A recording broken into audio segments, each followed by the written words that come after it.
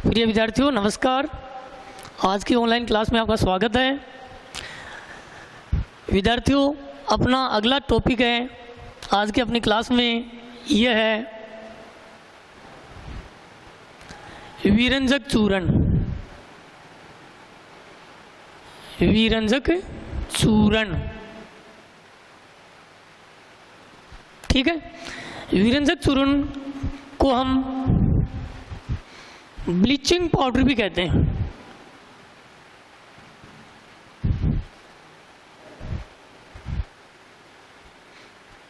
विरंजक चूर्ण को हम क्या कहते हैं? ब्लीचिंग पाउडर, ठीक है। जिसका रासायनिक सूत्र होता है CaOCl2, ठीक है। अब देखो विद्यार्थियों, विरंजक चूर्ण का रासायनिक सूत्र आप कैसे याद करेंगे, मैं आपको यूं समझाता हूं। जैसे कैल्शियम होता है, कैल्शियम का प्रतीक होता है Ca, ठीक है। कैल्शियम की संयोजकता होती है +2, पता आपको, क्योंकि कैल्शियम जो होता है इसके बाह्यतम कोश में 2 इलेक्ट्रॉन होते हैं, तो ये अपना अष्टक पूरा करने के लिए 2 इलेक्ट्रॉन का क्या करता है? त्याग। इसलिए इसकी संयोजकता +2 होती है और इसके साथ हम ऑक्सीजन का संयोग करवा देते हैं। ऑक्सीजन की जो संयोजकता है वो है -2, ठीक है। ऑक्सीजन की संयोजकता -2 क्यों है? आपको पता है कि ऑक्सीजन जो है इसका परमाणु क्रमांक 8 होता है, इसका इलेक्ट्रॉनिक विन्यास आपको पता है ये 2-6 होता है, तो इसके बाह्यतम कोश में 6 इलेक्ट्रॉन है, तो ये अष्टक पूरा करने के लिए 2 इलेक्ट्रॉन ग्रहण करता है। अतः इसकी संयोजकता कितनी होती है? -2 हो जाती है, ठीक है। तो कैल्शियम ऑक्सीजन से जब संयोग करता है तो इन दोनों से जो रासायनिक सूत्र बनता है वो बनता है CaO, ठीक है। तो ये कैल्शियम ऑक्साइड बन गया, जिसे हम बिना बुझा हुआ चूना भी कहते हैं, ठीक है। अब देखो ये जो कैल्शियम ऑक्साइड है इसके साथ हम क्लोरीन गैस का योग करवा देते हैं, मतलब कैल्शियम ऑक्साइड के साथ क्लोरीन को जोड़ देते हैं, तो इन दोनों से क्या बनेगा? CaOCl2। तो इस तरह विरंजक चूर्ण का रासायनिक सूत्र हम याद कर सकते हैं। तो ये इसका रासायनिक सूत्र विरंजक चूर्ण है। कई बार पूछ लेते हैं कि इसका रासायनिक नाम क्या है। रासायनिक नाम, विरंजक चूर्ण का रासायनिक नाम है calcium oxy chloride. Calcium oxy chloride, ये इसका रासायनिक नाम है। काफ़ी बार पूछ लेते हैं एग्जाम में कि विरंजक चूर्ण का रासायनिक नाम क्या है, तो हम लिखेंगे कैल्शियम ऑक्सी क्लोराइड, ठीक है। फिर आता है बनाने की विधि। बनाने की विधि मतलब विरंजक चूर्ण है, इसे किस तरह बनाया जाता है? तो विद्यार्थियों विरंजक चूर्ण का निर्माण एक यंत्र है जिसका नाम है हेसन क्लेवर संयंत्र। क्या नाम है? हेसन क्लेवर संयंत्र। तो इस यंत्र के माध्यम से या इस यंत्र के अंदर विरंजक चूर्ण है इसे तैयार किया जाता है। एग्जाम में ये क्वेश्चन पूछा हुआ है कि विरंजक चूर्ण का निर्माण है वो किस यंत्र में किया जाता है, तो हम कहेंगे हेसन क्लेवर संयंत्र के अंदर, ठीक है। अब करते कैसे हैं ये देखिए। विरंजक चूर्ण को बनाने के लिए शुष्क भुजे हुए चूने में, शुष्क भुजे हुए चूने में क्लोरीन गैस प्रवाहित करके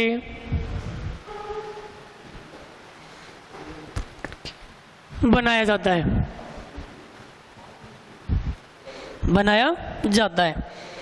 शुष्क भुजे हुए चूने में क्लोरीन गैस प्रवाहित करके विरंजक चूर्ण का निर्माण किया जाता है। अब देखिए इसका रासायनिक समीकरण क्या है। शुष्क भुजा हुआ चूना, तो विद्यार्थियों आपको पता है कि ये अपना बिना बुझा हुआ चूना है CaO, ठीक है। और बिना बुझा हुआ चूना है, इसकी क्रिया हम जल से करवा दें, मतलब इसमें हम जल डाल दें, जल डाल देंगे तो देखो ये चेंज हो जाएगा CaOH2। तो इस तरह शुष्क बुझा हुआ जो चूना है उसका हम रासायनिक सूत्र तैयार कर सकते हैं, सूत्र बना सकते हैं, ठीक है। तो देखिए ये जो CaOH2 जिसे हम कहते हैं शुष्क बुझा हुआ चूना, इसे चूने का पानी भी कहते हैं, चूने का पानी। और वैसे इसे हम कैल्शियम हाइड्रोक्साइड भी कहते हैं, ठीक है। अब ये जो शुष्क बुझा हुआ चूना है इसमें हम क्लोरीन गैस प्रवाहित करेंगे Cl2। कौन सी गैस प्रवाहित करेंगे? क्लोरीन गैस, ठीक है। तो शुष्क बुझा हुआ चूना है, ये क्लोरीन गैस का अवशोषण कर लेता है, और क्लोरीन गैस का अवशोषण करके और ये विरंजक चूर्ण में परिवर्तित हो जाता है। कैसे? देखिए अब यूँ समझो, पहले जैसे अभी बताया आपको ये कैल्शियम है, और कैल्शियम ऑक्सीजन से क्रिया करता है तो क्या बनाता है? कैल्शियम जब ऑक्सीजन से क्रिया करता है तो आपको पता है कि इसकी संयोजकता +2, इसकी -2, तो इन दोनों से सूत्र बनेगा CaO। तो ये है कैल्शियम ऑक्साइड, ठीक है। अब ये जो कैल्शियम ऑक्साइड बन गया, ये क्लोरीन गैस के साथ जुड़ जाता है, संयोग कर लेता है, तो देखो इनसे क्या बनेगा? CaOCl2। तो विरंजक चूर्ण का रासायनिक सूत्र हम इस तरह याद कर सकते हैं, तो यहाँ लिख देंगे CaOCl2। तो ये बन गया विरंजक चूर्ण, ठीक है, ब्लीचिंग पाउडर। अब देखो यहाँ क्या शेष रहा? हाइड्रोजन के यहाँ देखो 2 परमाणु हैं, ठीक है, और ऑक्सीजन का 1 परमाणु विरंजक चूर्ण में चला गया, और एक ऑक्सीजन का 1 परमाणु और शेष रह गया है। तो हाइड्रोजन के 2 परमाणु और ऑक्सीजन का 1 परमाणु मिलकर के और ये आगे जल बनाते हैं H2O, ठीक है। तो ये है विरंजक चूर्ण बनने की अभिक्रिया, तो काफ़ी इंपॉर्टेंट है, एग्जाम में पूछी जाती है कि विरंजक चूर्ण वो किस तरह तैयार किया जाता है, ठीक है। चलो अब देखो विरंजक चूर्ण है, इसके गुण क्या हैं? देखो इसका पहला गुण है जो मैं आपको बार बार बता रहा हूँ, ये जितने भी यौगिक हैं सबके लिए लागू होता है कि ये विरंजक चूर्ण है, ये प्रयोगशाला में अभिकर्मक के रूप में प्रयुक्त होता है। ये लगभग सभी रासायनिक यौगिकों पे लागू होता है, ठीक है, प्रयोगशाला में अभिकर्मक के रूप में। दूसरा है ये विरंजक चूर्ण है, ये पीले रंग का होता है, ये पीले रंग का एक तीक्ष्ण गंध वाला एक ठोस पदार्थ होता है, ये इसका दूसरा गुण है। तीसरा गुण है ये ठंडे जल में विलय होता है, ठंडे जल में विलय होता है। चौथा, इसे वायु में जब खुला छोड़ देते हैं विरंजक चूर्ण को तो ये क्लोरीन गैस मुक्त करता है। वायु में जब विरंजक चूर्ण को खुला रखते हैं तो कौन सी गैस निकालता है? क्लोरीन गैस, ये ध्यान रखना आप, ठीक है। अगला देखो इसका जो महत्वपूर्ण गुण है वो है कि ये विरंजक चूर्ण जिसका रासायनिक सूत्र है CaOCl2, ये विरंजक चूर्ण जब तनु अम्लों से क्रिया करता है, तनु अम्ल जैसे हमने ले लिया, मतलब हमने यहाँ ले लिया H2SO4, सल्फ्यूरिक अम्ल ले लिया, चलो हमने तनु डाइल्यूट, तनु का मतलब होता है ऐसा अम्ल जो जल के अंदर विलय हो, जिसमें जल की मात्रा हो। तो विरंजक चूर्ण तनु अम्लों से भी क्रिया जब करता है तो ध्यान रखना ये क्लोरीन गैस मुक्त करता है। तो देखो अभिक्रिया क्या होगी, ये कैल्शियम है और ये कैल्शियम इस सल्फेट के साथ क्रिया करेगा तो आपको पता है कि रासायनिक सूत्र क्या बनेगा, CaSO4। यूँ देखिए आप, ये कैल्शियम है, ये सल्फेट है, कैल्शियम की संयोजकता +2 है और सल्फेट की भी -2 होती है। तो दोनों से सूत्र क्या बन जाएगा, CaSO4। तो एक उत्पाद तो ये बन गया कैल्शियम सल्फेट प्लस। आगे देखो, कैल्शियम सल्फेट से क्रिया करके कैल्शियम सल्फेट बना दिया। अब ये हाइड्रोजन है H2, वो इस ऑक्सीजन से क्रिया करेगा तो ये बन जाएगा जल H2O प्लस। अब शेष क्या रहा, Cl2 शेष रह गया। तो ये जो Cl2 है जिसे हम क्लोरीन कहते हैं, तो ये क्लोरीन गैस ये मुक्त हो जाती है, मतलब बाहर निकलती है। तो ये ध्यान रखना कि विरंजक चूर्ण जब तनु अम्लों से अभिक्रिया करता है तो कौन सी गैस मुक्त करता है, क्लोरीन गैस मुक्त करता है। ये इसका रासायनिक सूत्र है। अब देखो समीकरण संतुलित है क्या नहीं, कैल्शियम का एक परमाणु इधर, इधर भी देखो एक उत्पाद में ऑक्सीजन के 4 और 1 5 परमाणु हैं, इधर भी 4 और 1 5 बराबर हैं। हाइड्रोजन के 2 परमाणु हैं, इधर भी 2 परमाणु हैं, ठीक है। सल्फर का 1 है तो इधर भी सल्फर का 1 परमाणु है। क्लोरीन के 2 हैं तो क्लोरीन के भी 2 परमाणु हैं। इसका मतलब अपना रासायनिक समीकरण है ये संतुलित है। तो ये विरंजक चूर्ण बनने की विक्रिया, मतलब ये कि विरंजक चूर्ण तनु अम्लों से जब क्रिया करता है तो क्लोरीन गैस मुक्त करता है, ठीक है। तो ये भी इसका खास गुण है। विरंजक चूर्ण का एक महत्वपूर्ण गुण और है, लास्ट अंतिम, वो ये है, देखो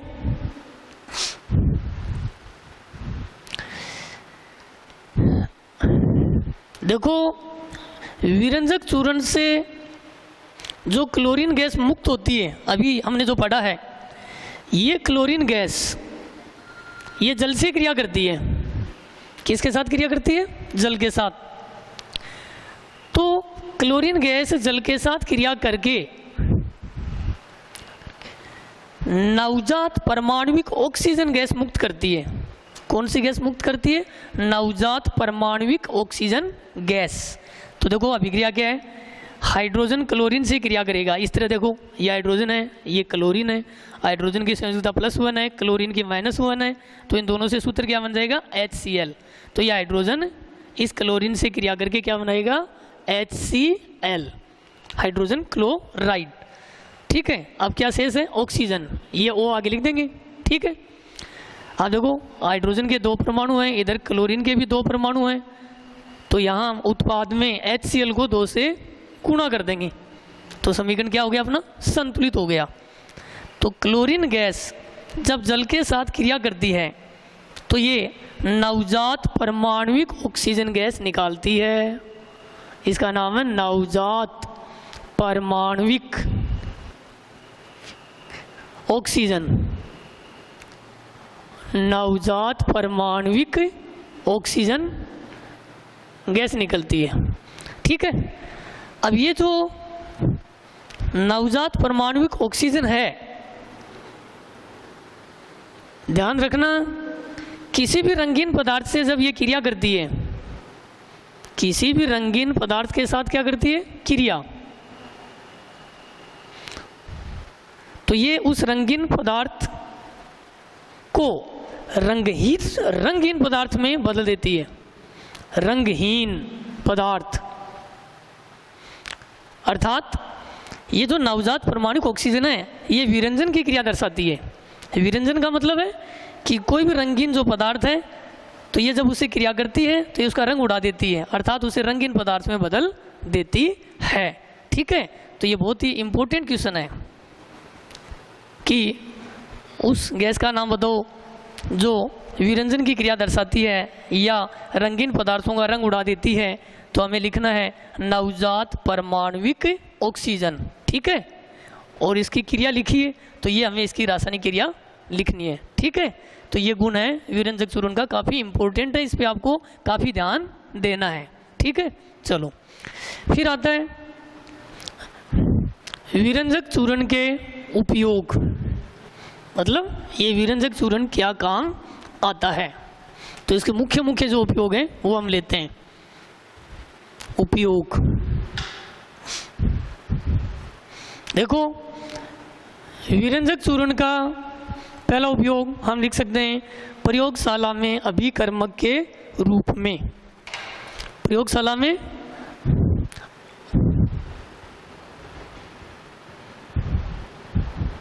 अभिकर्मक के रूप में, जो सभी लोग यौगिकों पे लागू होता है। ठीक है, तो इसका पहला उपयोग हो गया। दूसरा है कपड़ों के विरंजन में, कपड़ों के विरंजन में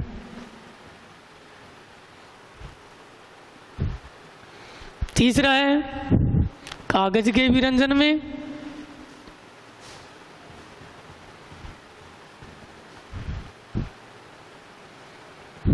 ठीक है, मतलब कपड़ों का विरंजन करने में, कागज का विरंजन करने में। चौथा है, ये सबसे इंपॉर्टेंट उपयोग है, एग्जाम में काफी बार पूछा जाता है, पेयजल को शुद्ध करने में।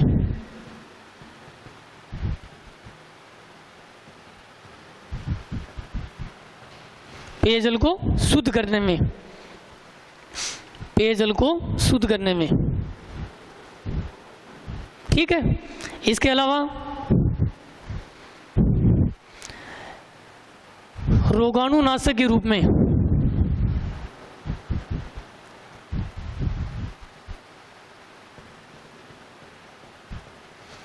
मतलब रोगाणुओं को नष्ट करने में भी विरंजक चूर्ण प्रयुक्त होता है। ऊन को सिकुड़ने से रोकने में,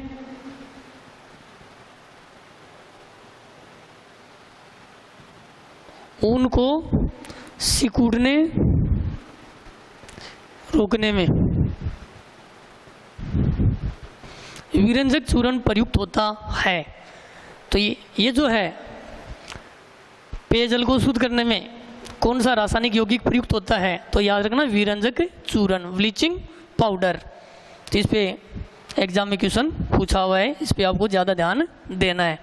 तो यह है विद्यार्थियों विरंजक चूर्ण, विरंजक चूर्ण का रासायनिक सूत्र, इसके गुण और ये इसके बनाने की विधि और ये इसके उपयोग। ठीक है, चलो अगला जो अपना यौगिक आता है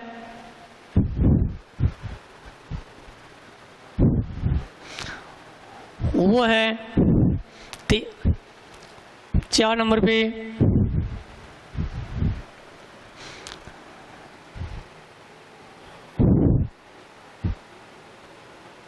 बेकिंग सोडा, बेकिंग सोडा।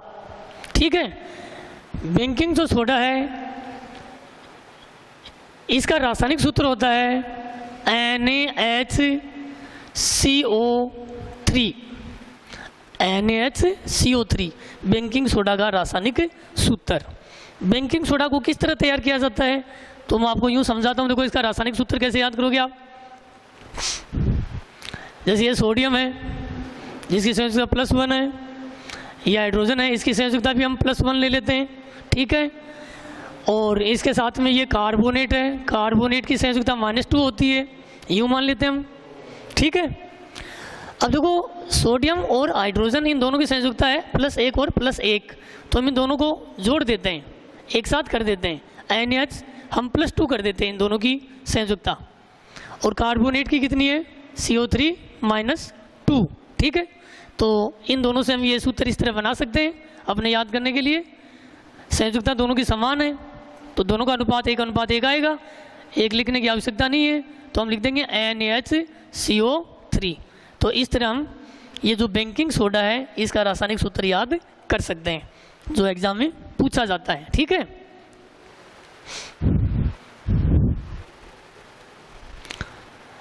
अब देखो ये जो बेकिंग सोडा है इसका रासायनिक नाम है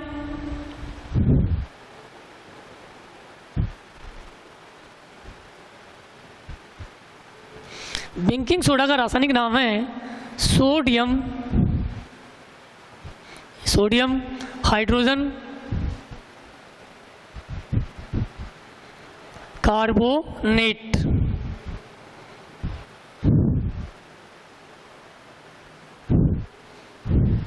सोडियम हाइड्रोजन कार्बोनेट, ये बेकिंग सोडा का रासायनिक नाम है, ध्यान रखना, ठीक है। बेकिंग सोडा को हम खाने का सोडा,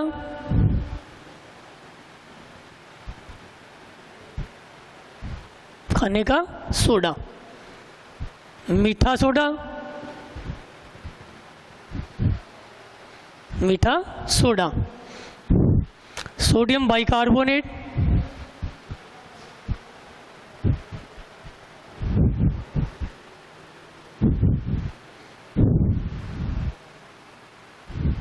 सोडियम बाइकार्बोनेट, इन नामों से भी जानते हैं। तो ध्यान रखना, बेकिंग सोडा को सोडियम हाइड्रोजन कार्बोनेट भी कहते हैं, खाने का सोडा भी कहते हैं, मीठा सोडा भी कहते हैं, सोडियम बाइकार्बोनेट भी कहते हैं, ठीक है। चलो अब देखो विद्यार्थियों, एक मुख्य बात है कि बेकिंग सोडा को जब हम खाद्य पदार्थों में डाल करके गर्म करते हैं तो ये CO2 गैस मुक्त करता है। कौन सी गैस मुक्त करता है? CO2, कार्बन डाइऑक्साइड गैस, ठीक है। अब इसी CO2 गैस के कारण जैसे पाव रोटी, जिसको हम ब्रेड कहते हैं, केक, इस तरह के जो पदार्थ हैं वो इस CO2 गैस के कारण है वो फूल जाते हैं, ठीक है, और हल्के हो जाते हैं, और उनमें बीच बीच में चालनी के समान ऐसे छिद्र पड़ जाते हैं, अर्थात इसे हम कहते हैं स्पंज, ये स्पंज हो जाते हैं, ठीक है। तो कौन सी गैस है जिसकी वजह से पाव रोटी, केक है, इनमें खमीर उठ जाता है? खमीर का मतलब ये फूल जाते हैं और वजन में हल्के हो जाते हैं, मुलायम हो जाते हैं, तो वो है CO2 गैस। तो ये क्वेश्चन अच्छा है, ध्यान में रखना। फिर आता है विद्यार्थियों बनाने की विधि। बनाने की विधि, तो देखो सोडियम जो बाइकार्बोनेट है इसे किस तरह तैयार किया जाता है? तो हम लिखेंगे अमोनिया से युक्त सोडियम क्लोराइड के जलीय विलयन में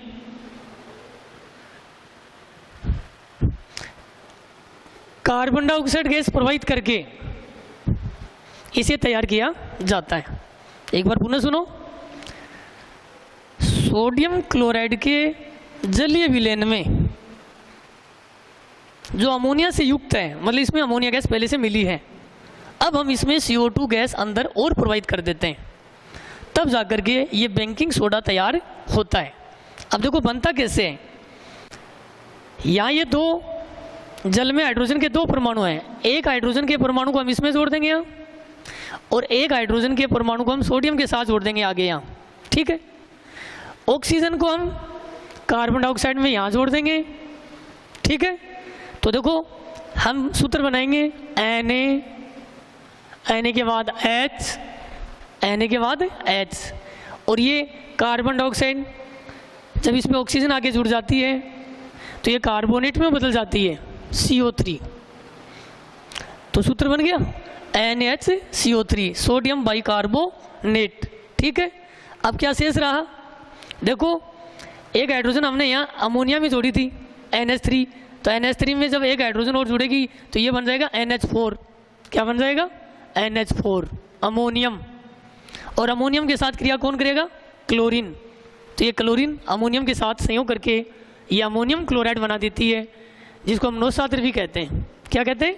नौसादर, जो एक उद्रवपाती पदार्थ है, मतलब ये ठोस अवस्था में पाया जाता है।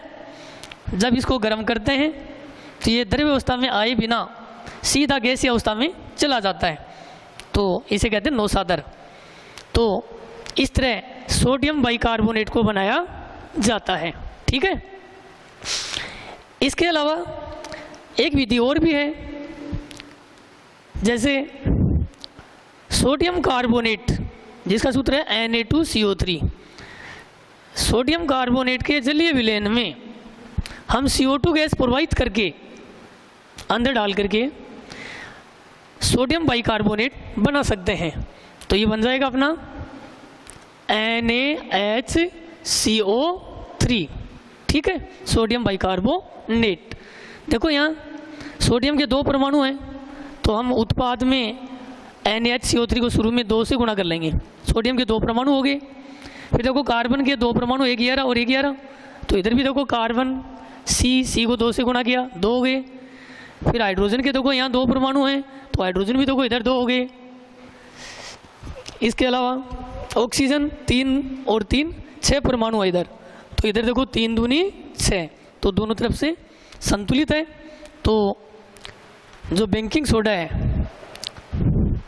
बेकिंग सोडा, इसके बनाने की जो दूसरी विधि है ये भी हम लिख सकते हैं। तो इन दोनों में से एग्जाम में हम कोई भी एक विधि लिख सकते हैं, ठीक है। तो सोडियम बाइकार्बोनेट के बनाने की विधि इस प्रकार है, ठीक है।